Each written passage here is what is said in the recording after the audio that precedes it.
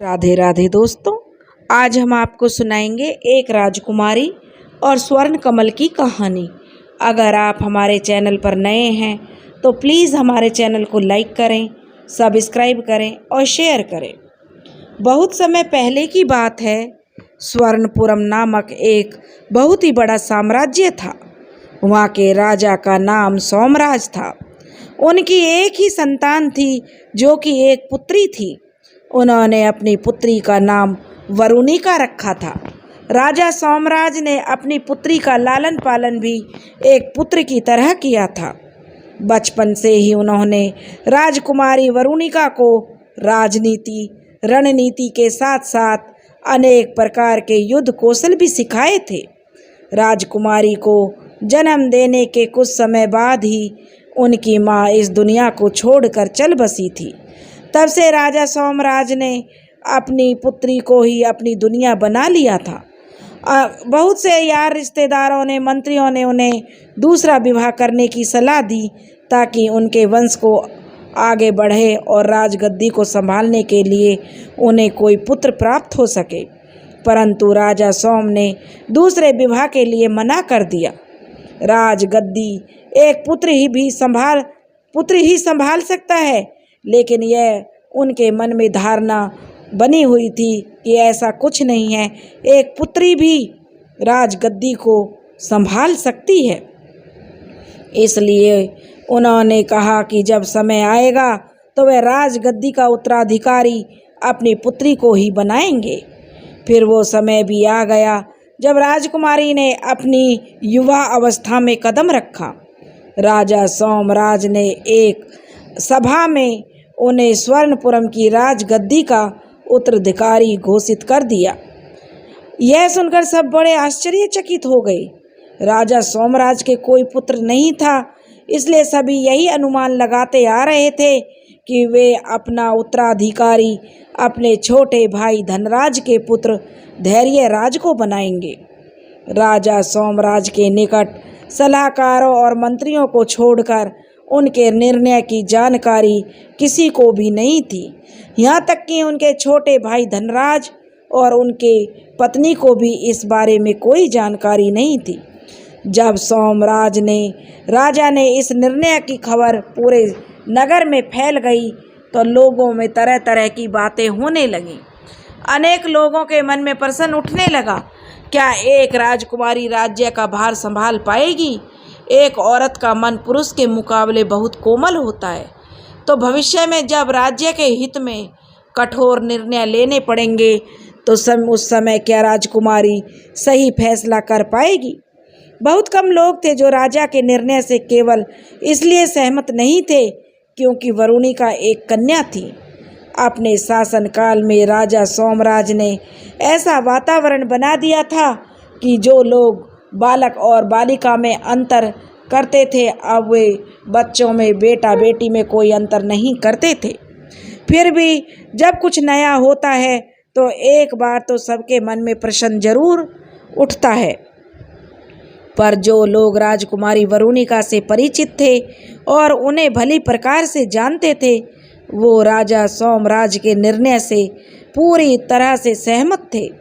धीरे धीरे अन्य लोगों ने भी राजकुमारी को अपनी रानी के रूप में स्वीकार करना प्रारंभ कर दिया। परंतु ऐसा भी कोई था जो इस बात से सबसे अधिक निराश और क्रोधित था। राजमहल के एक कक्ष में 4 लोग किसी गहन ही वार्ता में लगे हुए थे। बिस्तर पर बैठी महिला की आंखों से आंसू बहते जा रहे थे। रो रो कर उनकी आंखें लाल हो चुकी थी। आंखें इस बात का प्रमाण दे रही थीं कि वो बहुत अधिक रोई है। आंसुओं के साथ ही उसकी आंखों में क्रोध भी नजर आ रहा था। जब से हमारे पुत्र ने जन्म लिया है तब से ही हमने उसे अपने भाई का सेवक बना दिया था। राजा का जो छोटा भाई था, यह उसका परिवार था जो बैठे हुए वार्ता कर रहे थे। उसमें राजा का छोटा भाई, उसकी पत्नी और उसका साला और साले की पत्नी थे। उसका राजा का भाई कहने लगा कि जब से मेरे पुत्र ने जन्म लिया है मैंने उसको राजा का सेवक बना दिया है। और बार बार यही उससे कहा है कि उस पर उसके ताऊ का ही अधिकार है, परंतु आपके भाई ने उसका बड़ा अपमान किया है। जो उसके भाई की पत्नी थी वह रो रो कर अपने पति को कह रही थी कि मैंने अपने पुत्र को जन्म देकर उसके ताऊ का अधिकार उस पर सौंप दिया था कि बेटा ताऊ का ही अधिकार है, तुम ही इस राज्य के अधिकारी हो। बचपन से ही मैंने अपने पुत्र को इस राज्य का अधिकारी बताया। वह औरत सोमराज के छोटे भाई की पत्नी चंद्रिका थी, जो अपने पुत्र के जन्म के समय से ही उसे स्वर्णपुरम का राजा बनाने का स्वप्न दिखाती आई थी और खुद भी देखती आई थी। उसे विश्वास था कि उसका पुत्र धैर्य ही राजा बनेगा, लेकिन महाराज ने स्वयं के तो महाराज के कोई पुत्र था नहीं, लेकिन यह बात तो उसने कभी सपने में भी नहीं सोची थी कि राजा सोमराज अपनी पुत्री को ही जो इस राज्य की जो उत्तराधिकारी बना देंगे। चंद्रिका वरुणिका को जो है भ्राताश्री जो चंद्रिका थी वह वरुणिका और उसके जो पिता थे भ्राताश्री को अपनी पुत्री है और धैर्य से भी बड़ी भी थी। चंद्रिका का पति चंद्रिका को समझाता है कि चंद्रिका देखो, वरुणिका धैर्य से बड़ी है और वह जैसे हमारे भाई की पुत्री है वैसे ही वह हमारी भी पुत्री है, इसलिए सबसे पहले राजगद्दी पर वरुणिका का ही अधिकार है, क्योंकि यही है कि जो संतान राजा की होगी और जो बड़ी संतान होगी उसी से ही जो भावी राजकुमारी बनेगी। यह बात सुनकर चंद्रिका कहने लगी, बस कीजिए, आपके मुख से इस प्रकार की बातें अच्छी नहीं लगती हैं। दोनों पति पत्नी में आपस में बहस हो रही थी। आप तो भ्राता के निर्णय का समर्थन ही कर रहे हैं क्योंकि वे तो आपके भाई हैं। चंद्रिका समझने का प्रयास कीजिए। चंद्रिका का पति उसको बहुत समझा रहा था, लेकिन वह समझने के लिए तैयार ही नहीं थी। अरे ये क्या बात हो गई, हम क्या अपनी बहन का बुरा सोचते हैं? उसके भाई हैं, चंद्रिका का भाई जो उधर बैठा था अपनी पत्नी के साथ, वो दोनों पति पत्नी चंद्रिका को भड़का रहे थे। सुमंत ने, क्योंकि उसके भाई का नाम सुमंत था, सुमंत ने धनराज को टोकते हुए कहा, शकुनी भी गांधारी का भाई था। धनराज ने इसके आगे कुछ नहीं कहा, लेकिन उसकी यह बात सुमंत और मंजरी को बिल्कुल पसंद नहीं आई। इससे पहले कि वे दोनों धनराज की बात का उत्तर देते, चंद्रिका बोल पड़ी, बहुत हुआ स्वामी, हमें धैर्य के लिए वो सिंहासन चाहिए। हमें नहीं पता ये आप किस प्रकार करेंगे, लेकिन हमारी एक बात जान लीजिए, अगर हमारे पुत्र के स्थान पर वरुणिका को राजगद्दी मिली तो हम दोनों माँ पुत्र स्वर्ण कुंड में कूदकर अपने प्राण त्याग देंगे। चंद्रिका ने इस तरह से अपने पति को चेतावनी दी। चेतावनी के बाद धनराज से कुछ कहते हुए नहीं बना। सुमंत जो धनराज का साला था और मंजरी जो चंद्रिका की भाभी थी, इसमें बड़ी अपनी चतुराई से बड़े खुश दिखाई दे रहे थे। धनराज सिंह अब दुविधा में पड़ गए। उसे तो विश्वास नहीं हो रहा था कि सुमंत और मंजरी ने उसकी पत्नी चंद्रिका के मन को इतना विषैला कर दिया है कि एक समय था जब चंद्रिका राजकुमारी के लिए अपनी जान भी दे सकती थी। वह काकी कम उसे माँ की तरह प्रेम करती है। उसके मन में राजकुमारी के लिए कोई भी गलत भावना नहीं थी। सब राजकुमारी को उसके नाम से पुकारते थे, लेकिन चंद्रिका उसे प्यार से वरु पुकारती थी। परंतु आज सब कुछ बदल चुका था। धनराज जानता था चंद्रिका को अब कुछ भी समझाना असंभव है, इसलिए उसे कुछ करना होगा। राजकुमारी वरुणिका बहुत ही खूबसूरत थी। उसे देखकर ऐसा लगता जैसे वो ईश्वर की श्रेष्ठतम रचनाओं में से एक हो। अगर राजकुमारी को सर्वगुण संपन्न कहा जाए तो कोई बड़ी बात नहीं थी।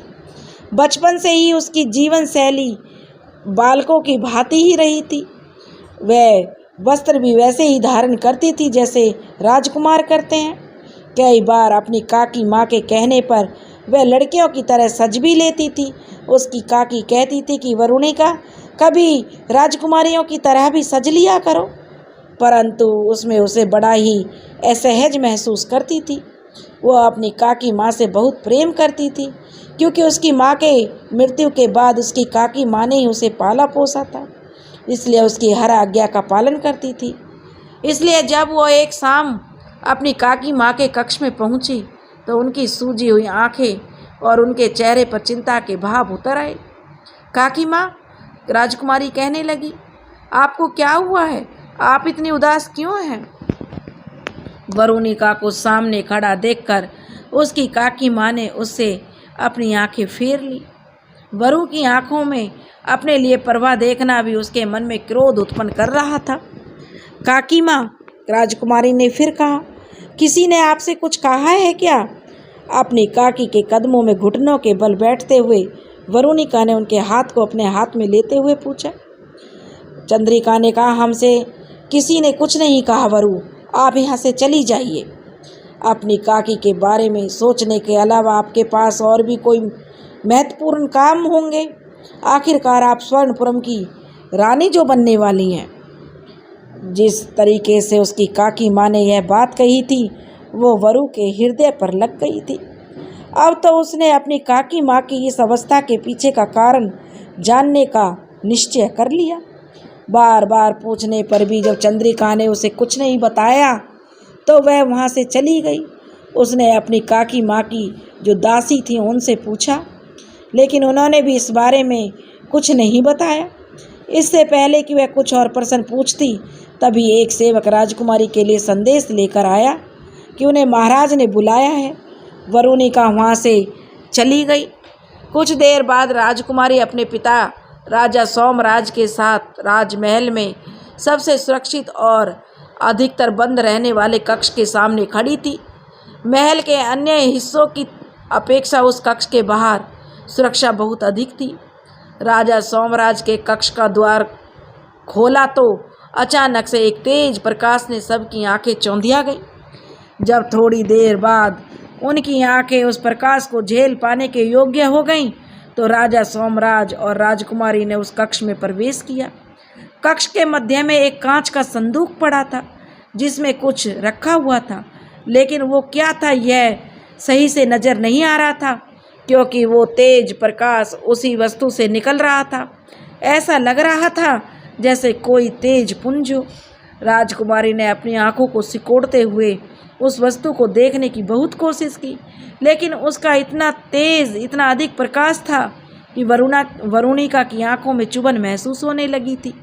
राजा सोमराज भी इस बात को समझ गए थे, इसलिए उन्होंने राजकुमारी को बाहर चलने का संकेत किया। बाहर आते ही राजकुमारी अपनी आंखों को मसलने लगी। बाहर उन्हें केवल अंधेरा ही अंधेरा नजर आ रहा था।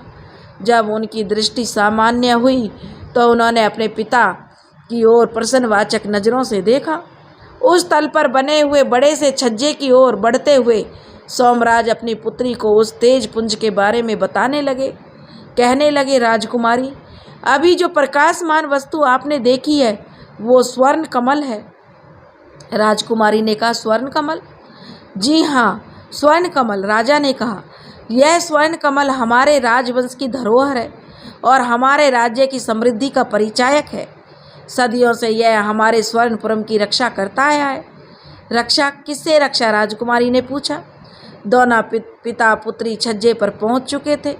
महल बहुत ऊंचाई पर बना हुआ था और उस छज्जे से कोसों दूर तक साफ साफ दिखाई देता था। राजा ने कहा, राजकुमारी, वो देख रही हो जो दूर से एक जंगल?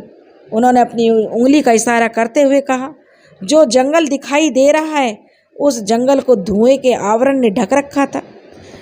राजकुमारी ने कहा कि हाँ पिताजी, मैं देख रही हूँ, वह तो जंगल है। राजा ने कहा, राजकुमारी, उसे तामवन कहा जाता है। यहाँ तो जादूगरनियों का निवास है। राजकुमारी ने कहा। राजा कहने लगा, ये वैसी जादूगरनी नहीं है, बहुत ही बेहद ही शक्तिशाली जादूगरनियाँ हैं। एक पल में वो किसी भी साम्राज्य का विनाश कर सकती हैं, परंतु हमारे पूर्वज भी बेहद ही शक्तिशाली थे। ये स्वर्ण कमल उन्हीं जादूगरनियों की शक्ति का तोड़ है और जब तक यह स्वर्णपुरम में है उनका कोई भी जादू यहाँ काम नहीं करेगा। राजकुमारी ने कहा, परंतु पिताश्री, हमने तो सुना है कि वे जादूगरनी स्वर्णपुरम में अभी भी घूमती रहती हैं। अगर हमें उनसे संकट है तो उन्हें समाप्त क्यों नहीं किया गया? वरुणिका ने अपने पिताजी से प्रश्न किया था। तो राजा ने कहा, पुत्री, यह भी हमारे पूर्वजों की महानता का एक उदाहरण है। उन्होंने जादूगरनियों को इस आश्वासन पर छोड़ दिया था कि जब तक वे कुछ अनुचित कार्य नहीं करेंगी तब तक उन्हें तम वन में स्वर्णपुरम की ओर आने की आज्ञा है, इसलिए वे स्वर्णपुरम में आ सकती हैं। राजा सोमराज और वरुणिका दोनों ही उस धुएं से घिरे हुए जंगल की ओर देखने लगते हैं। सुनी सुनाई बातों पर विश्वास किया जाए तो वहाँ कभी भी सूर्य की किरणें नहीं पहुँचती हैं। दिन और रात में वहाँ कोई अंतर नहीं है, क्योंकि उस वन में सदैव ही अंधकार रहता है, इसलिए उस वन का नाम तम वन है। बाकी इस बात में कितनी सच्चाई है यह कोई नहीं जानता। भय और डर के कारण कोई भी उस वन में प्रवेश नहीं करता है, क्योंकि स्वर्णपुरम में उन जादूगरनियों की शक्ति भले ही शून्य हो जाती हो, परंतु उस जंगल में वो सबसे शक्तिशाली होती हैं। राजकुमारी, राजा ने कहा, हमने आपको यह सब इसलिए बताया है क्योंकि अब आप स्वर्णपुरम के सिंहासन की उत्तराधिकारी हैं और भविष्य में आपको ही स्वर्ण कमल की रक्षा करनी है, जैसे हमने और हमारे पूर्वजों ने की है। राजकुमारी ने कहा, पिताजी, हम वचन देते हैं, हम सदैव स्वर्ण कमल की रक्षा करेंगे। स्वर्णपुरम का ही एक गांव था जिसका नाम कृष्णा था। गांव कृष्णा तम वन के बेहद समीप था। उसमें प्रभु श्री कृष्ण के मंदिर के प्रांगण में एक विशाल वट का वृक्ष बना हुआ था। उस वृक्ष के नीचे चारपाई पर एक बूढ़े बाबा बैठे हुए थे। उनके सामने धरती पर कुछ छोटे बच्चे बैठे हुए थे। देखने पर तो वह वट वृक्ष और बाबा की आयु बराबर ही लगती थी। बाबा बच्चों को कथा सुना रहे थे। वे बाबा कथा को श्री कृष्ण और पूतना के वध की कथा सुना रहे थे। बाबा के कहने पर वे बच्चे वहाँ से फिर चले गए और तभी एक लड़का और लड़की उनके पास आकर बैठ गए। तो आज कौन सी कथा सुनाई बाबा आपने? उस लड़की ने प्रश्न किया। बाबा कहने लगे, वही कथाएं हैं जो तुम्हें बचपन में सुनाता था। तब वह कहने लगी, बाबा आपको पता है हमारे स्वर्णपुरम में कुछ ऐसा हो रहा है जो इतिहास में पहले कभी नहीं हुआ था। जो युवती के साथ वह युवक था उसने बड़ी उत्सुकता से बाबा से कहा, अच्छा ऐसा क्या हो रहा है स्वर्णपुरम में? बाबा ने भी थोड़ा सा आश्चर्य जताते हुए कहा। तब वह लड़का कहने लगा, बाबा सोमराज राजा ने उन्होंने अपने सिंहासन का उत्तराधिकारी अपनी पुत्री को यानी कि जो राजकुमारी वरुणिका को चुना है। पहली बार किसी राजा के शासन करने के लिए अपनी पुत्री को चुना है, तो हुआ ना इतिहास में पहली बार। इस युवती का नाम सुनकर बाबा कुछ देर के लिए चुप हो गए। उनकी दृष्टि शून्य में अटक गई थी। क्या हुआ बाबा? जो युवक था उसका नाम परम था। उसने बाबा को शांत देखकर पूछा। बाबा कहने लगे, परम, लेखा वो कथन है जो तुमने सुनाई ही होगा, इतिहास स्वयं को दोहराता है। परम कहने लगा, हाँ बाबा सुनी है ना, आपसे ही तो सुनी थी बचपन में। परम बहुत जल्दी से बाबा की बात का जवाब देते हुए कहने लगा, इस बार भी वही हो रहा है परम, इतिहास खुद को दोहरा रहा है। यह पहली बार नहीं है जब स्वर्णपुरम में किसी राजा ने राज करने के लिए अपनी पुत्री को उत्तराधिकारी घोषित किया हो। बाबा ने बड़ी गंभीरता से कहा। तो परम कहने लगा, यानी आपके कहने का अर्थ है पहले भी यह हो चुका है? यह जो लिखा है वो पहले हो चुका है। बाबा की बात को समझते हुए उसने फिर प्रश्न किया, परंतु हमें तो ऐसी कोई भी घटना के बारे में नहीं बताया गया। आश्रम में तो हम स्वर्णपुरम की स्थापना से लेकर और अब तक का इतिहास पढ़ते आ रहे हैं, पर ऐसा तो कहीं भी नहीं लिखा कि पहले भी कोई राजकुमारी हुई थी जिसने राज्य गद्दी को संभाला था। सत्य कहा ना मैंने बाबा। परम की बात पर लेखा कहने लगी, हाँ बाबा ठीक तो कह रहा है परम। बाबा उत्तर के लिए बाबा की ओर देखने लगी। कभी कभी जो भाग्य में लिख जाता है वो सत्य नहीं होता है। जिसका शासन होता है वह अपने अनुसार ही इतिहास लिखवा देता है। सत्य जानने वाले चले जाते हैं और पूछे रह जाता है पुस्तकों में लिखा हुआ आधा अधूरा झूठा ज्ञान। तो फिर बाबा सत्य क्या है? हमेशा ही हर जानकारी हम प्राप्त करने के इच्छुक हैं, जो लेखा थी उसने कहा। बाबा कहने लगे, दोनों को देखकर पहले मुस्कुराए और बोले, बेटा जैसे इतिहास स्वयं को दोहराता है वैसे ही सच कभी ना कभी सामने आ जाता है। यह सत्य भी एक ना एक दिन सामने जरूर आएगा और बहुत जल्दी आएगा। अच्छा अब तुम जाओ, मुझे विश्राम की आवश्यकता है। परम और लेखा, जो लड़की थी उसका नाम लेखा था, दोनों कुछ देर वहीं खड़े रहे कि बाबा से इतिहास के बारे में वह जानना चाहती थी। लेकिन जब बाबा ने आंखें बंद कर ली तो वे दोनों वहाँ से लौट आए। तभी रात के अंधेरे में एक घुड़सवार बहुत तेजी से आगे बढ़ रहा था। वो व्यक्ति स्वर्णपुरम के से अनंतगढ़ की तरफ जा रहा था। अनंतगढ़ स्वर्णपुरम का पड़ोसी राज्य था और दोनों ही राज्यों के मध्य में कई वर्षों से शत्रुता थी। स्थिति तो यह बनी हुई थी, बहुत बार तो युद्ध की स्थिति बन गई थी। रात के अंधेरे में एक घुड़सवार बहुत तेजी से आगे बढ़ रहा था। वो व्यक्ति स्वर्णपुरम के अनंतगढ़ की ओर जा रहा था। अनंतगढ़ स्वर्णपुरम का पड़ोसी राज्य था और दोनों ही राज्यों में गहरी दुश्मनी थी। स्थिति तो कई बार युद्ध तक भी पहुंच गई थी, लेकिन दोनों ही राज्य युद्ध की हानियों को जानते थे, इसलिए सौभाग्य से प्रत्येक बार युद्ध की स्थिति टल जाती थी। स्वर्णपुरम और अनंतगढ़ में किसी प्रकार के संबंध नहीं बचे थे। फिर कौन था जो इतनी रात में अनंतगढ़ की ओर बढ़ रहा था? उसके वस्त्र देखने में राजसी लग रहे थे और शरीर पर धारण किए हुए उसके आभूषण उसके वैभव का परिचय दे रहे थे। जल्दी वह अनंतगढ़ की सीमा में प्रवेश कर गया। यहाँ उसे राज्य के सैनिक चारों तरफ से घेर लेते हैं। उनमें से एक सिपाही जलती हुई मसाल उस घुड़सवार के समीप लाता है ताकि उसका चेहरा देख सके। वो एक नवयुवक था जो देखने में कहीं का राजकुमार लग रहा था। सिपाहियों के पकड़े जाने पर उस युवक के चेहरे पर कोई चिंता नहीं दिखाई दे रही थी। राजकुमार धैर्यराज, उस सिपाही ने चौंकते हुए कहा और मसाल एक तरफ कर दी। आपका मार्ग रोकने के लिए हम क्षमा चाहते हैं। और उस सिपाही ने क्षमा मांगकर राजकुमार को जो जाने की अनुमति दे दी। राजकुमार धैर्य अब आगे बढ़ गए। सायंकाल का समय था। राजा सोमराज अपने कक्ष में बैठे हुए कुछ दस्तावेज पढ़ रहे थे।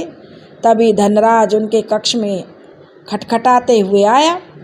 सोमराज उसे भीतर आने के लिए कहकर दस्तावेज एक तरफ रख देते हैं। आओ धनराज, बैठो मेरे भाई। धनराज अपने बड़े भाई के सामने बैठ गया, लेकिन उसे समझ नहीं आ रहा था कि वह जो कहने जा रहा है उसे कहाँ से शुरू करे। क्या हुआ धनराज, कोई समस्या है क्या? तो राजा ने अपने भाई से पूछा। तो अपने भाई के चेहरे पर चिंता की लकीरें राजा देख रहे थे। तो धनराज कहने लगा, भाई साहब, हमें तो समझ ही नहीं आ रहा कि हम आपको क्या बोले और कैसे बोले। धनराज माथे पर छलक आए अपने पसीने को पोंछते हुए कहने लगा। राजा ने कहा, धनराज, जो कुछ भी आपके मन में है बिना संकोच के कह दीजिए। धनराज ने कहा, राजा साहब, आपको तो पता ही है, हम और चंद्रिका, हम दोनों ही राजकुमारी वरुणिका से बेहद प्रेम करते हैं और कभी भी उनका हित नहीं कर सकते, उनके बारे में कुछ बुरा नहीं सोच सकते। राजा ने कहा, हाँ धनराज, हम भली प्रकार से जानते हैं और भली प्रकार से परिचित भी हैं। चंद्रिका ने तो वरुणिका को एक माँ का प्रेम दिया है, परंतु आपके इस तरह पूछने का कारण क्या है? आपको जो कहना है बिना संकोच के कहिए, हम कुछ समझ नहीं पा रहे हैं, आप कौन सी बात करने जा रहे हैं। तब धनराज ने कहा, भ्राता, सगी माँ भी कभी ना कभी अपने पुत्र और पुत्री में अंतर कर लेती है और चंद्रिका तो फिर भी वरुणिका की काकी माँ है। उस पर उससे के जो भाई सुमंत और उसकी भाभी मंजरी का उसके दिन रात कान भरना।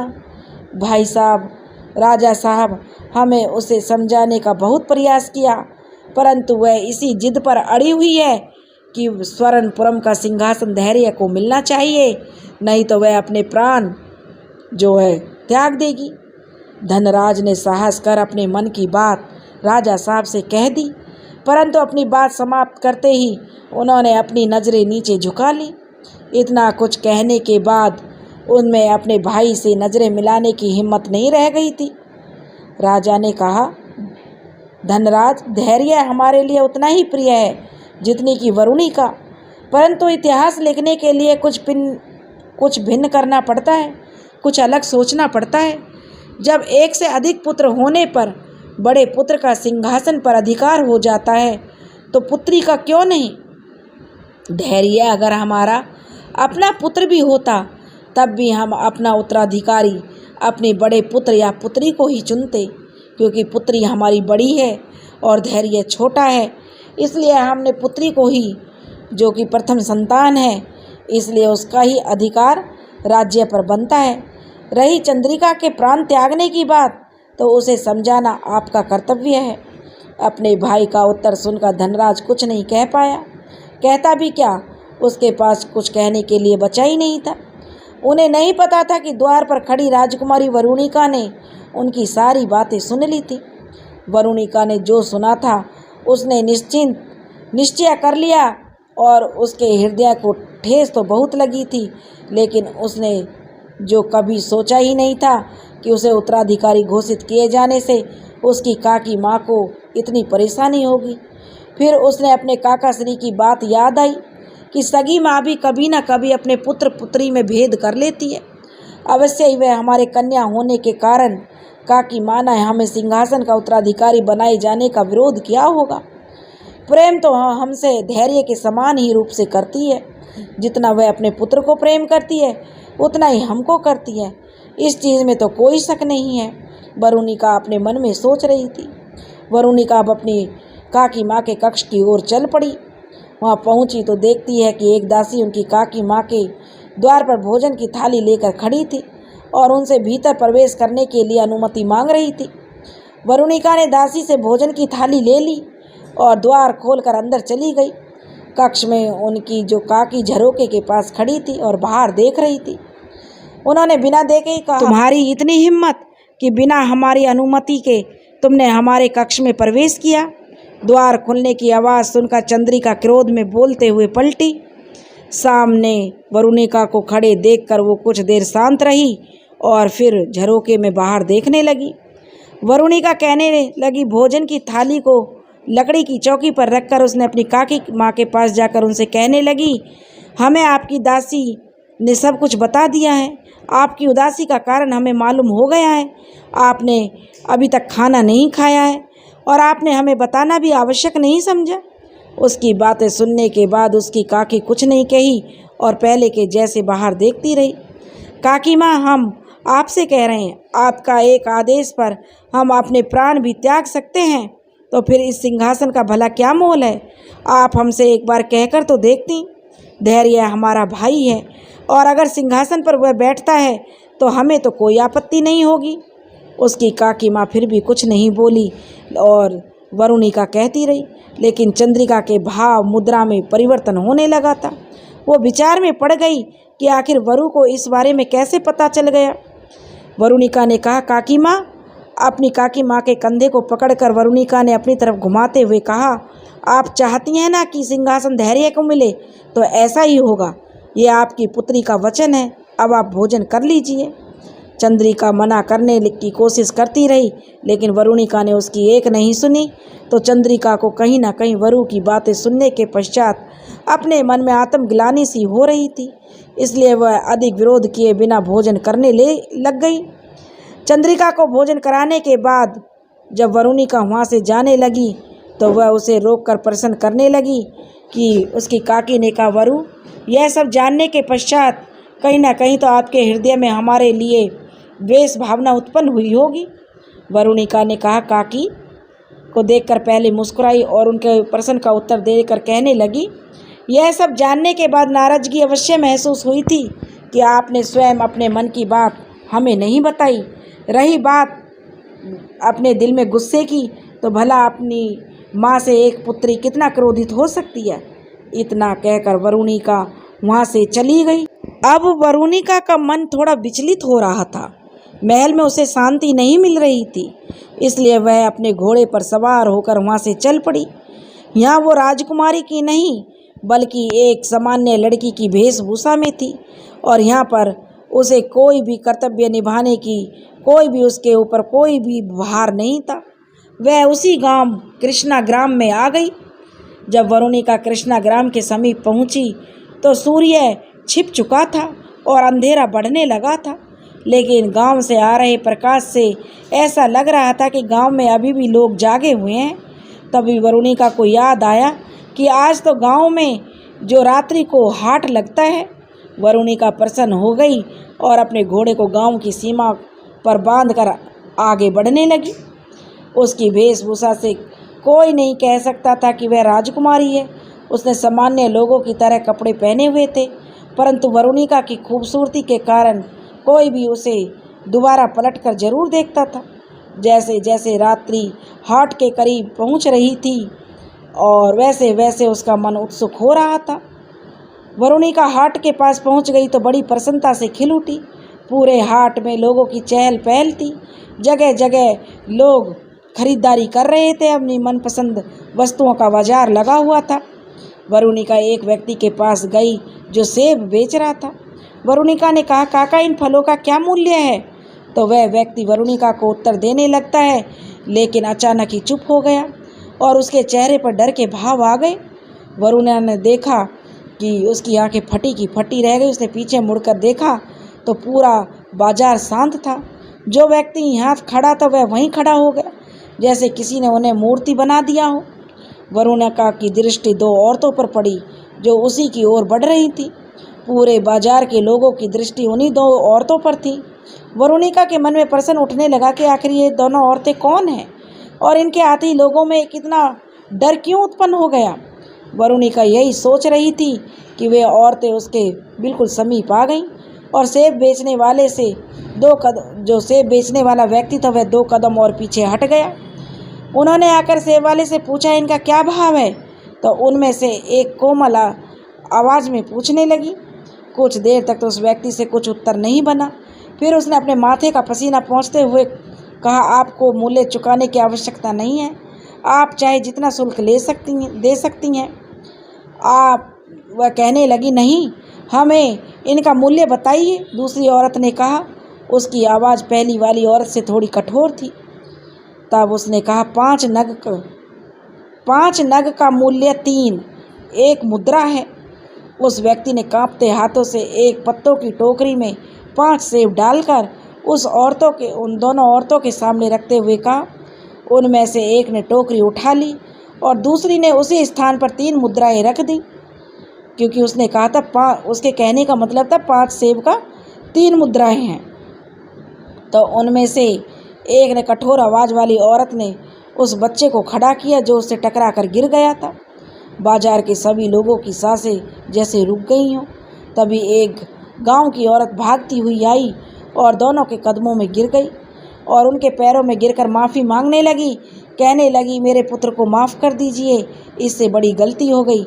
इसके बजाय मुझे दंड दे देना, लेकिन इससे कुछ मत कहना। उस औरत को ऐसे गिड़गिड़ाता हुआ देखकर यहाँ गांव वालों के चेहरे पर मायूसी छा गई।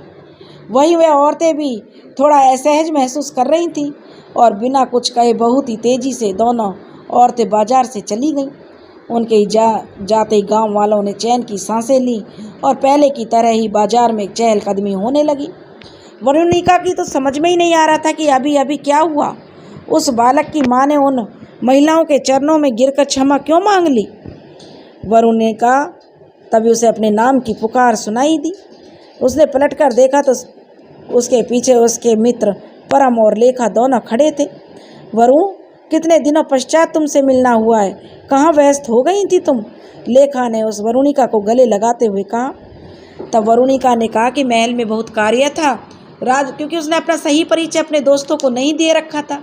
उसने कहा था कि वह राजकुमारी की जो सहायिका हैं और इसीलिए वह काम में व्यस्त रहती हैं।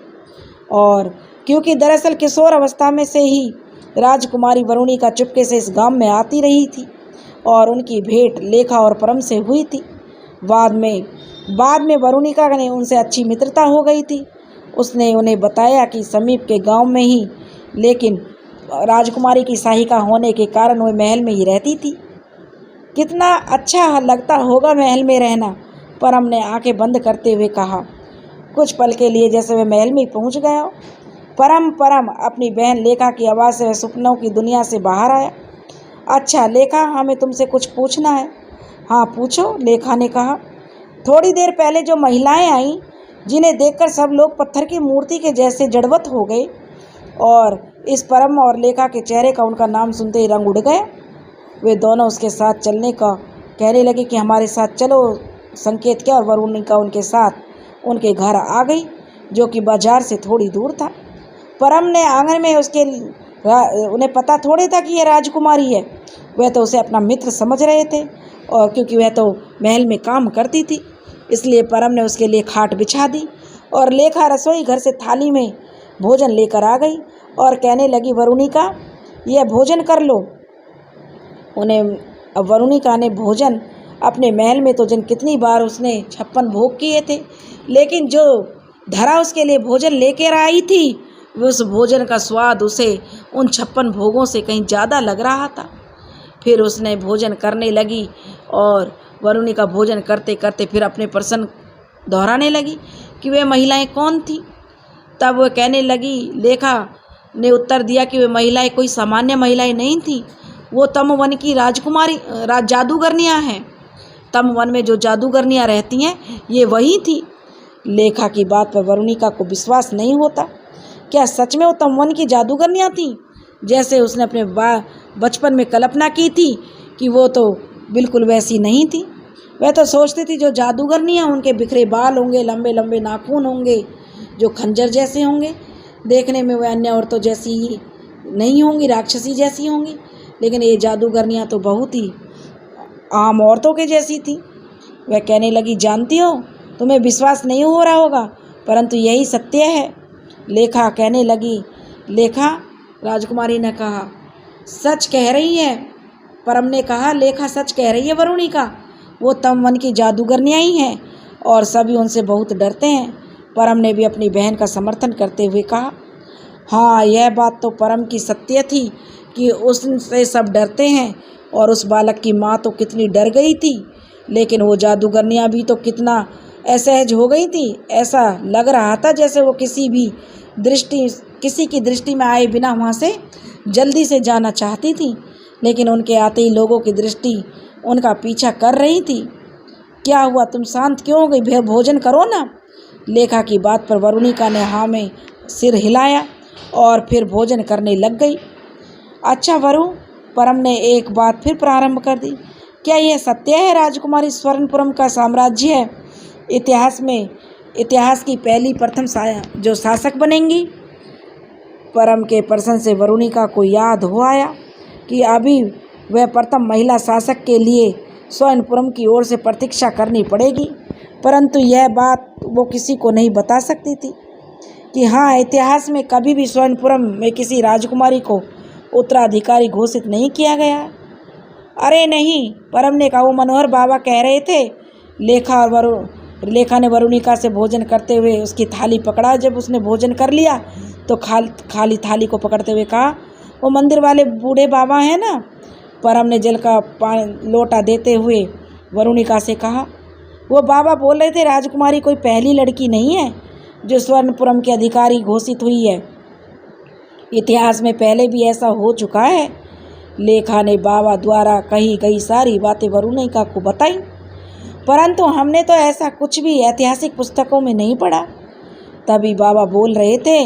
परम ने आगे बताना शुरू कर दिया कि जो आवश्यक नहीं था उसको पुस्तकों में नहीं लिखा, जो पुस्तकों में लिखा हुआ आधा अधूरा सच है। उनकी बातों ने वरुणिका को सोच में डाल दिया। ऐसा कौन सा इतिहास है जो पुस्तिकाओं में छपने नहीं दिया गया, जिसे छुपाया गया है, लेकिन किसके द्वारा? तब वह कहने लगे, अरे वरुणिका, कहाँ खो गई तुम? इस बारे में अधिक मत सोचो, चलो अपने माता पिताजी के लिए भोजन लेकर बाजार चलते हैं। लेखा और परम अपने माता पिता की बाजार में सब्जियां बेचने का कार्य करते थे। उनके माता पिता वे दोनों वरुणिका के साथ फिर बाजार की तरफ चल पड़े, लेकिन वो बात अब भी उसके दिमाग में घूम रही थी। हमारे मित्र के मुख पर ये चिंता और क्रोध क्यों है? राजकुमार धैर्य जब अनंतगढ़ के राजमहल में पहुंच चुके थे तो वहां अपने मित्र और अनंतगढ़ के युवराज कुशाग्र से भेंट करने के लिए पहुंचे थे, क्योंकि वे दोनों मित्र थे। चिंता और क्रोध करने की तो बात है मित्र। आपको याद है जब हम गुरुकुल में पढ़ते थे तब हमने एक वचन दिया था आपको कि जब हम अपने साम्राज्य के राजा बनेंगे तो हमारी इस जो दोनों राज्यों की शत्रुता है, दुश्मनाई है, इसको हम समाप्त कर देंगे। परंतु ऐसा नहीं हो पाएगा। तब राजकुमार ने कहा, हमें सूचना मिल चुकी है मित्र।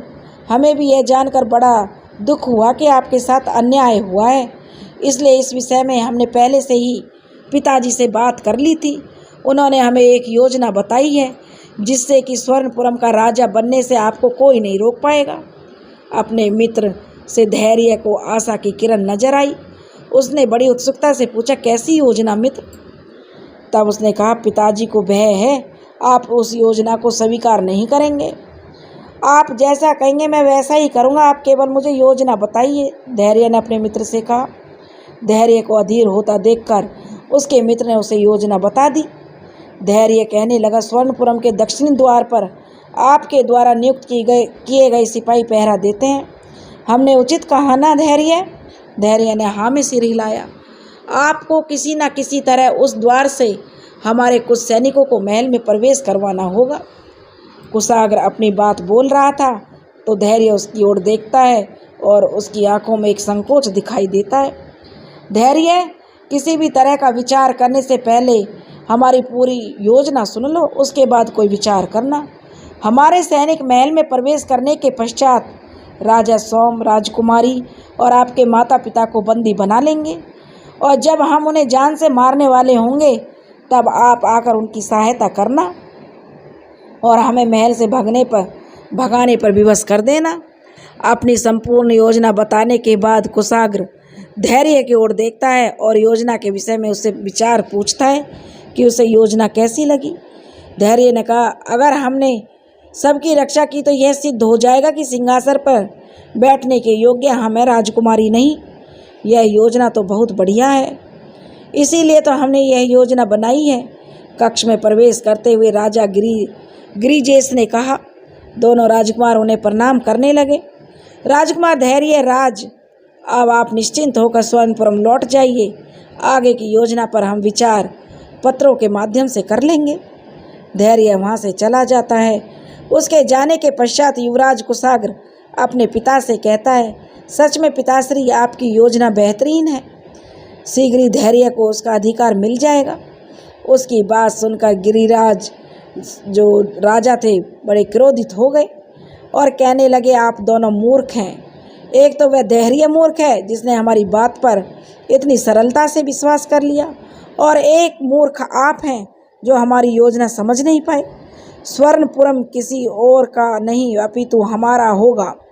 जब कुशाग्र को अपने पिता की इस बात का अर्थ पता चला तो उसकी आंखें फटी की फटी रह गईं और वह बिना कुछ कहे अपने पिता को कुटिलता से मुस्कुराते हुआ देखता रहा।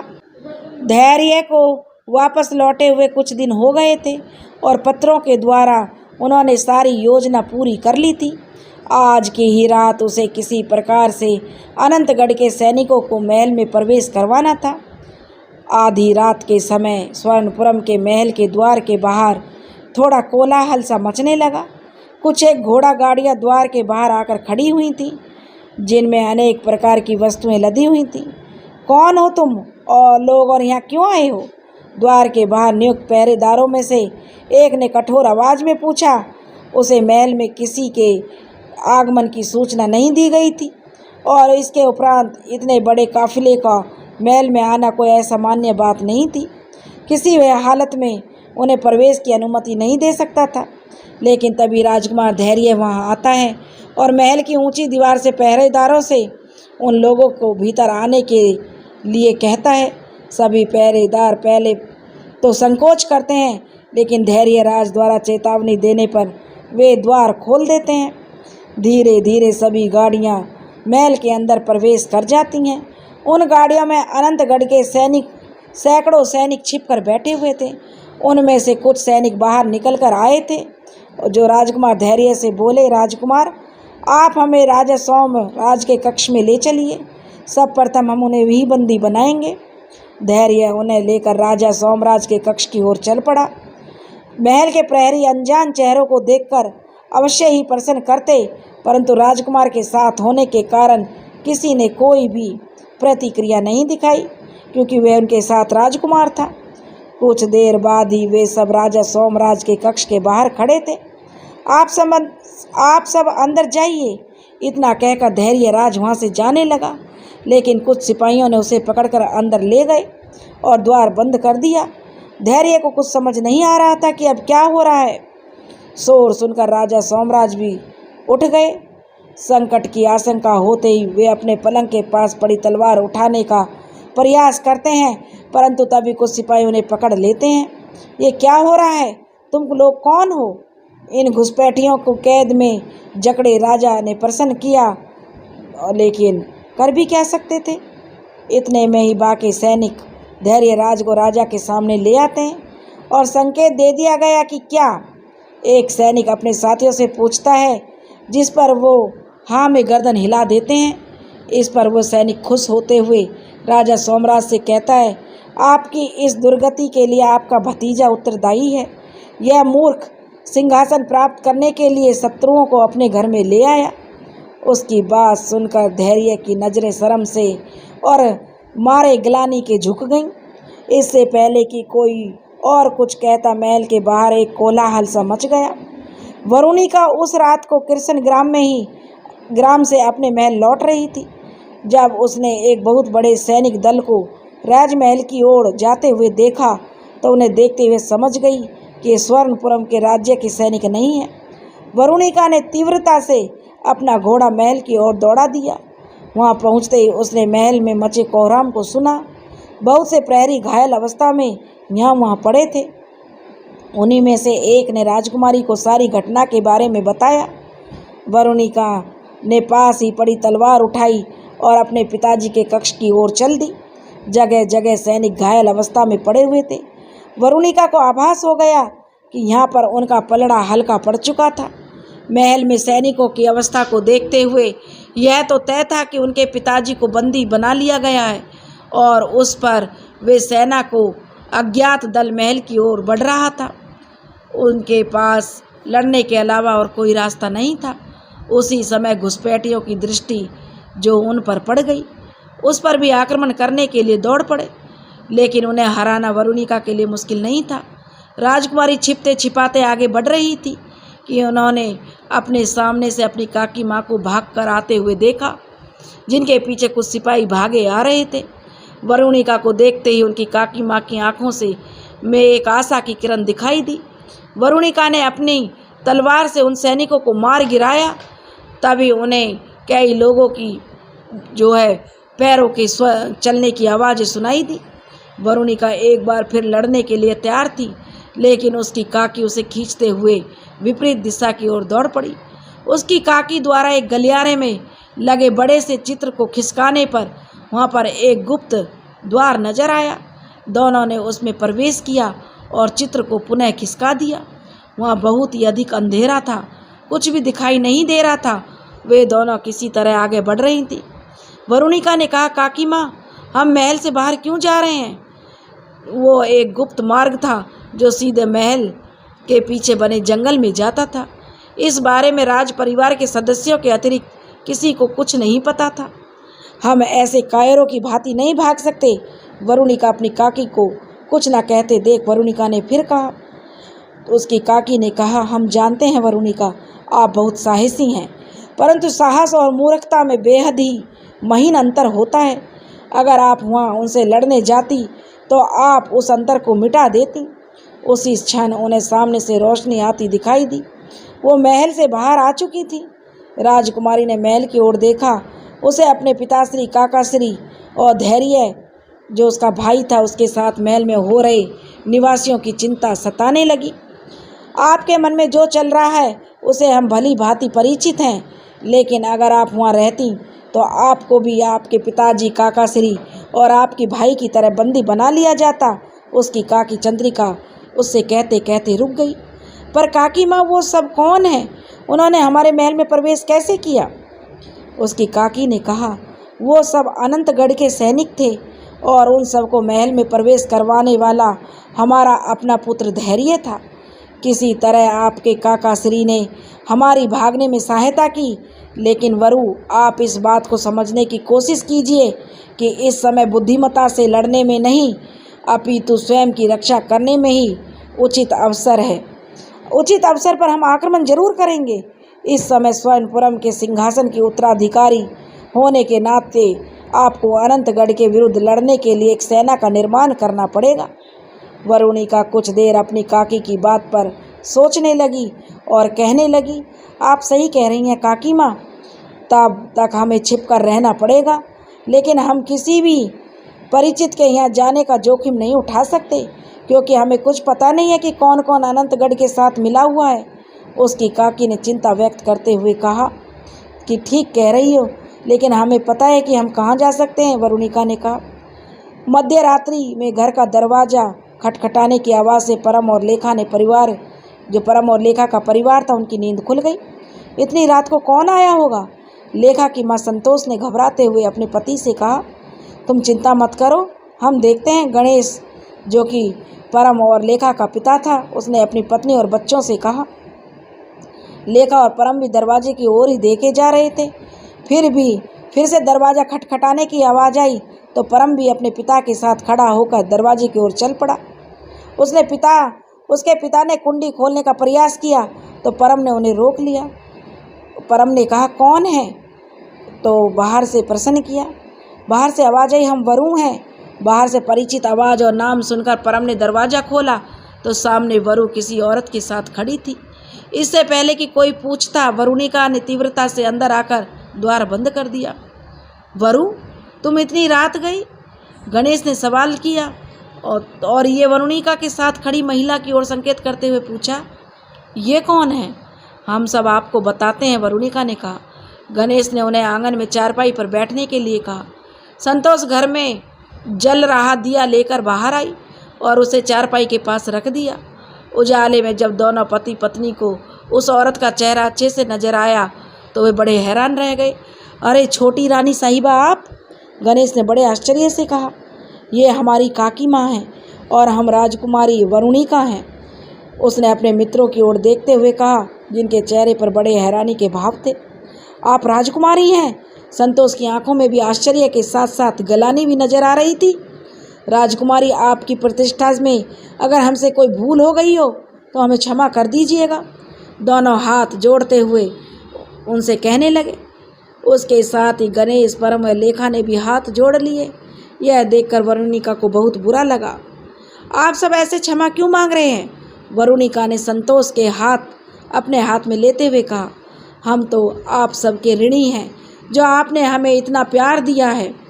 चंद्रिका, जो छोटी रानी थी, राजकुमारी को प्रश्नवाचक दृष्टि से देख रही थी। उसे समझ नहीं आ रहा था कि वरुणिका इन ग्रामीणों को कैसे जानती है, इसका इनके साथ क्या संबंध है। अभी दोनों बातचीत में समय नष्ट करने का अवसर नहीं है वरुणिका, हमें अपने अगले कदम के बारे में सोचना चाहिए, उसकी काकी माँ ने वरुणिका से कहा।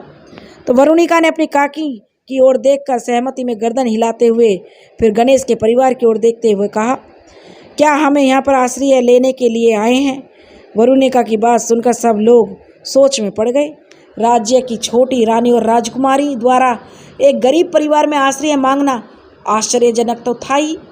हम आपको सब बताते हैं, राजकुमारी ने कहा। उसके पश्चात राजकुमारी वरुणिका उन्हें सारी घटना विस्तार से बताने लगी। हम जानते हैं कि हमें छिपाना आपको भी संकट में डाल देगा, इसलिए हम तो आपसे निवेदन कर सकते हैं, अगर आप चाहेंगे तो हम इसी समय यहाँ से चले जाएंगे।